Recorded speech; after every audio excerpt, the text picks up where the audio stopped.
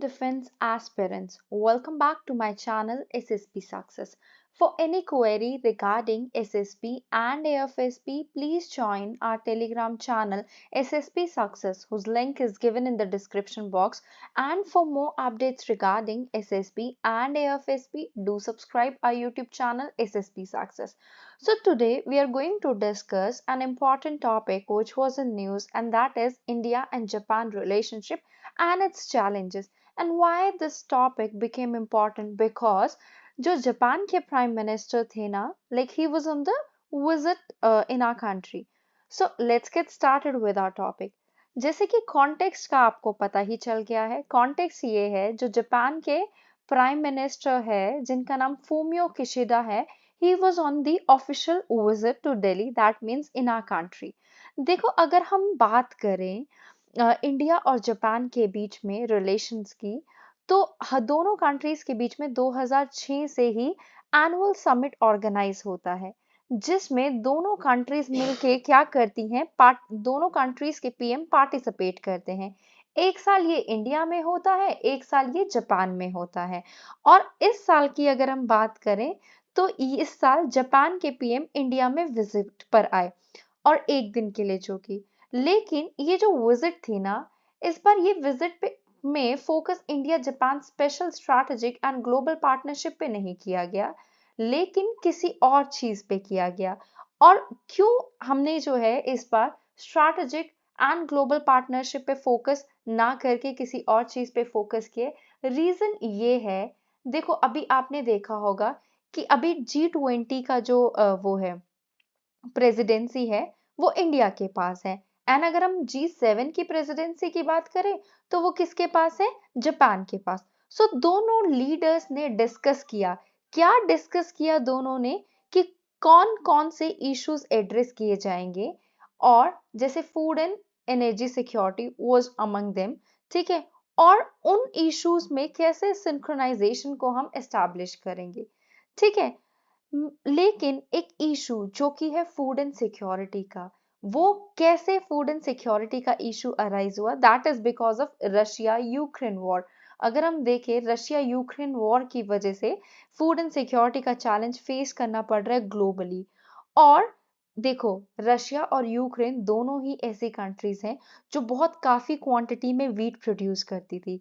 अब ये लोग वीट प्रोड्यूस नहीं कर पा रहे हैं वॉर की वजह से. सो इसकी वजह से वीट की कमी हो गई है वर्ल्ड में, एंड फूड सिक्योरिटी भी कहीं ना कहीं इन्फ्लुएंस हुई है वर्ल्ड में. सो दोनों कंट्रीज ने डिस्कस किया फूड एंड सिक्योरिटी को कैसे एड्रेस किया जाएगा.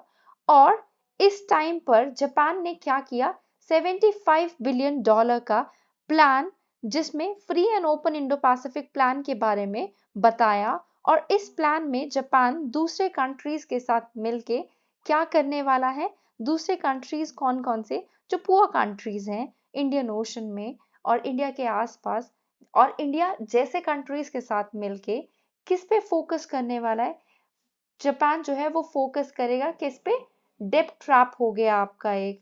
उसके अलावा डेब्ट ट्रैप के अलावा जो है दूसरी चीज जिस पे फोकस होगा, जैसे हम देख सकते हैं, अगर हम डेब्ट ट्रैप की बात करें तो डेब्ट ट्रैप में हमारी नेबरिंग कंट्रीज हैं. नेबरिंग कंट्रीज में भी कौन कौन सी आ गई आपकी, श्रीलंका आ गई, ठीक है, म्यांमार आ गई, पाकिस्तान भी है कहीं ना कहीं. ठीक है, उसके बाद उनको डेब्ट ट्रैप से निकालेगा. ठीक है, और हेल्प करेगा उनको, चाइना से रेस्क्यू करेगा. उसके बाद रेस्क्यू करने के बाद बेसिकली उनको सपोर्ट करेगा और चाइना से उनकी डिपेंडेंसी को खत्म करेगा. लेकिन इसके अलावा जापान का प्लान है इंफ्रास्ट्रक्चर बिल्ड करने का, एयर और मैरीटाइम को एनहांस करने का.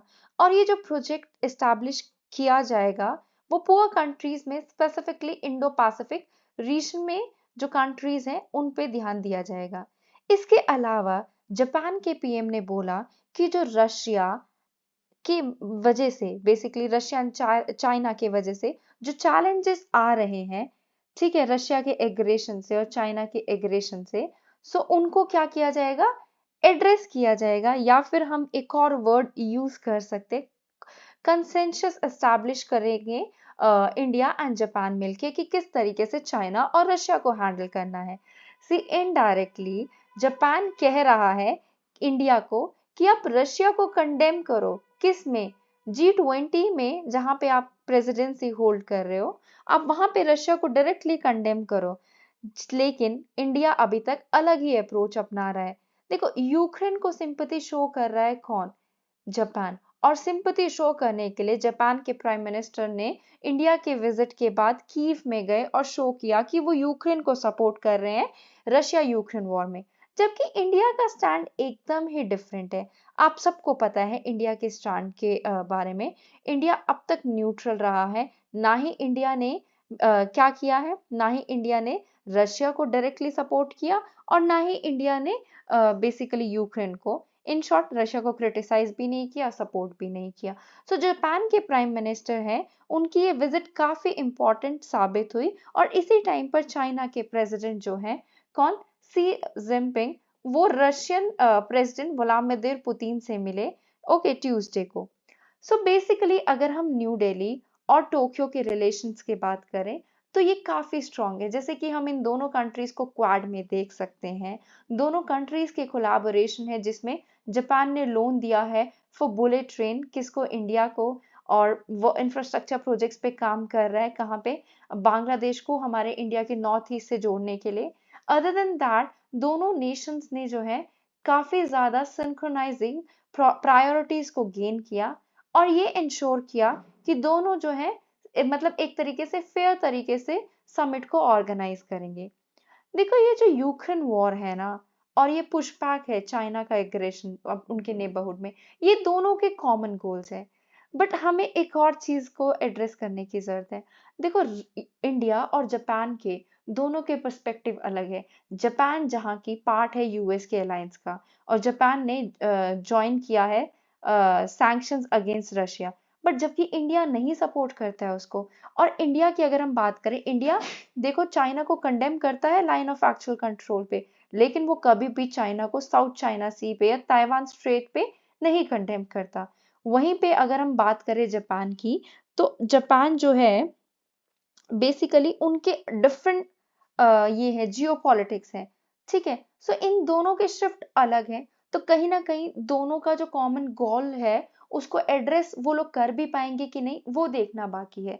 So guys, that was all, and through this article we have talked about India Japan relationship in a detailed way. Thank you very much.